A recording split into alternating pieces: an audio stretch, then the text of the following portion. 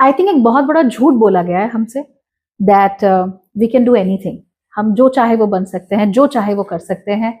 And millennial होने के नाते आप एक ऐसी दुनिया में कदम भी रख रहे थे जहां पर जेन्युइनली कुछ भी हो सकता था।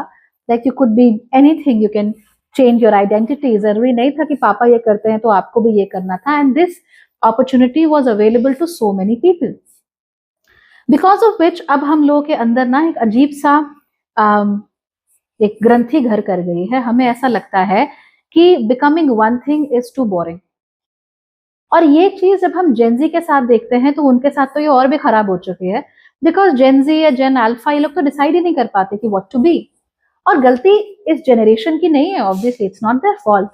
द पॉइंट इज कि ये कह देना कि आप कुछ भी बन सकते हो जेन्युइनली बहुत बड़ा झूठ है। क्योंकि अगर हम भौतिक स्तर पर देखें तो भौतिक स्तर पर हम बहुत सारी चीजों के साथ कनेक्टेड होते हैं, जुड़े हुए होते हैं। We could be connected to our identity, हमारे पास कितना पैसा है, हमने कहाँ से पढ़ाई की है, so on and so forth. और ये जो हमारे ऊपर लेबल्स लगे होते हैं ये बड़े ही स्ट्रॉन्ग लेबल्स होते हैं, तो इनको आसानी से अपने सर से हटा देना doesn't really sound very feasible. ऊपर ऊपर से देखने में लग सकता है कि हाँ जो चाहोगे हो जाएगा, जो चाहते हो कर सकते हो, बट नॉट रियली। और यही वजह होती है कि हम अक्सर जिंदगी में ना थक जाते हैं, चुक जाते हैं या पीछे रह जाते हैं। समझ में ही नहीं आता कि भाई जाना है तो आखिर कहाँ जाना है, करना है तो आखिर क्या करना है। और फिर हम क्या करते हैं, हमारी नौकरी लग रही होती है, वे वेरी अनहैप्पी विद दैट, फिर सोचते हैं कि वीकेंड पे क्लास ले लेते हैं, कुछ स्किल सीख लेते हैं, कुछ प्रोडक्टिव हो जाते हैं। And that is what is really harming us at this moment, because you genuinely can not be everything, because हम एनीथिंग बनते बनते एवरीथिंग होते गए। Now, I strongly believe that it is very important to be a wholesome person.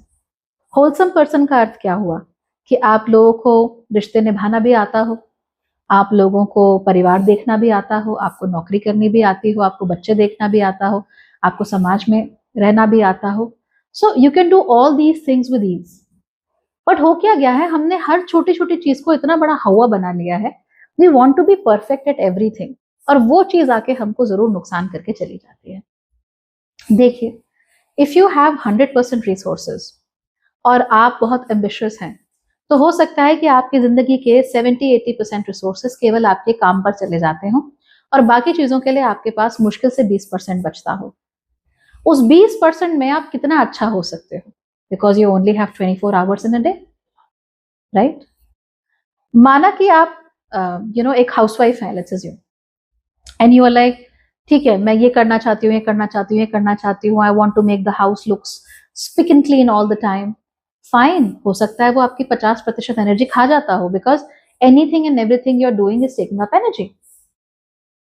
फिर बाकी की चीजों के लिए मात्र 50% ही बचता हो, तो ऐसा नहीं है कि कुछ बच नहीं रहा, बचेगा जरूर, लेकिन you will have to make certain compromises. तो आप अपनी स्किल्स को मैक्स कर सकते हो, लेकिन उसके लिए अपने पारिवारिक जिम्मेदारियों को आपको थोड़ा मिनिमाइज करना पड़ेगा। ऐसा नहीं है कि आप निभा नहीं सकते, बट आप उतनी पूरी जिम्मेदारी या उतने पूरे प्रेजेंस के साथ नहीं निभा सकते। सो अगर दो लड़कियां हैं, दो बहनें हैं मान लीजिए, एक बहुत करियर ओरिएंटेड है, सारा ध्यान उसका करियर पे रहता है, दूसरी एक हाउसवाइफ है। तो जो करियर ओरिएंटेड लड़की है वो देख रही है कि यार ये जो मेरी बहन है वो सबसे मिलती है, सबका नाम जानती है, सब उसको पहचानते हैं और सबके लिए खाना बना रही है, सब उसका हाथ बटा रहे हैं, और मैं वहां कोने में बैठी हूँ because I don't know what to do and I am already very tired. और जो हाउसवाइफ है वो सोच रही है कि भैया मैं यहाँ पे इतना सारा काम कर रही हूँ, वो चुपचाप खड़ी होकर वहां मजे ले रही है, उसे तो ये सब कुछ करना ही नहीं पड़ता। तो आप देख रहे हो दो लोग अपने आप से परेशान हैं, और वो अपने आप से परेशान इसलिए हैं बिकॉज उन्हें लगता है कि कुछ भी बना जा सकता है, तो मैं वो क्यों नहीं बन सकती। व्हेन इन रियलिटी अगर आप करियर पे ध्यान देंगी तो आप बहुत ज्यादा खाना नहीं बना सकती। It's very difficult because you have limited time, है ना। अगर आप बहुत ज्यादा घर पे ध्यान देंगी तो आप ये मत उम्मीद कीजिए कि आपको किसी टॉप टेक कंपनी का सीईओ बना दिया जाएगा। You only have limited time and limited resources. आप थोड़े ना उनको एक साथ हर जगह मैक्स आउट कर सकते हो। तो ये मैक्स आउट करने की टेंडेंसी, हम कुछ भी बन सकते हैं, कुछ भी कर सकते हैं, ये टेंडेंसी इवेंचुअली आके हमारा दिमाग खराब कर देती है और हमारा टाइम भी बहुत वेस्ट करती है। And that we want to go places and do things जो हमारे लिए कभी श्रेयस्कर, कभी अच्छी थी ही नहीं।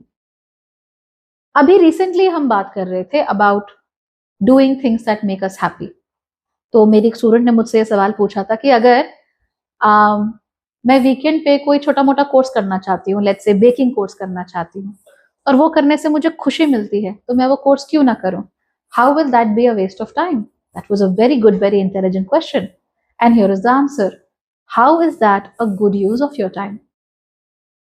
अगर मैं अपनी बात करूं तो बेकिंग सीखने में कोई प्रॉब्लम नहीं है। मैंने भी टीएलसी पे बहुत सारे प्रोग्राम्स देखे हैं, Bake Off and all these, they were very fun to watch. और अगर मैं बेकिंग कर पाऊं तो ये बहुत अच्छी बात रहेगी। लेकिन मुझे भी पता है कि आने वाले 1 वर्ष में मैं बेकिंग के मामले में ज्यादा कुछ नहीं कर सकती, बिकॉज मेरे पास समय ही नहीं है। तो मैं एक क्लास में जा सकती हूँ, थोड़ा बहुत बेसिक सीख सकती हूँ, बट दैट्स इट। मैं रोज बेकिंग नहीं करने वाली, मैं अपने बर्थडे का केक खुद नहीं बनाने वाली। Obviously I call a bakery और आई ऑर्डर इट। तो दैट्स द होल पॉइंट। इसका मतलब कि उस बेकरी में वो जो कोर्स है, वो हो सकता है करके मुझे खुशी मिले, but eventually it might not be very useful for me and it may end up being a sure waste of my time.